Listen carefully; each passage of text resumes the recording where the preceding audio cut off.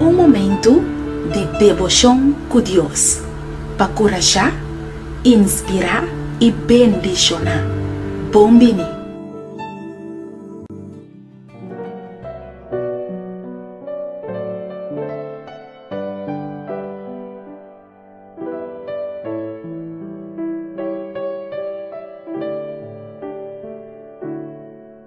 Nosso texto de meditação para awe da Word do Hanha.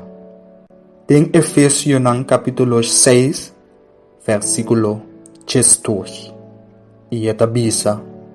Pa sombra nos luta não contra carne e sangue, sino contra o governante contra o poder contra a força mundial de escuridade aqui, contra a força espiritual de maldade em lugar celestial.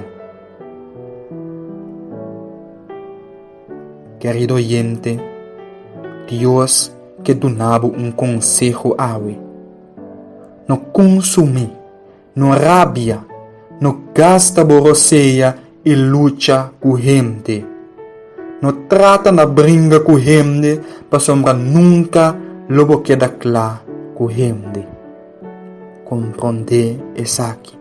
Por luta não está contra de carne. Por luta não está contra de ser humano. Por luta está contra o inimigo de Deus. E se de verdade, porque luta, em vez de luta com gente, luta com Deus, tem oração. E Deus seguro, lo donava a vitória riba por inimigo não.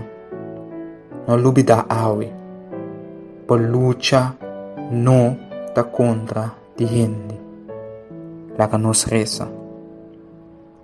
Nos tata cuida den cielo. Hopi bia nos ta sinti nos mes tenta pa bringa com gente. E tu ma vingança riba nos mes.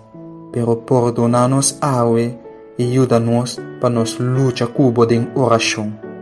Em nome de Jesus. Amém.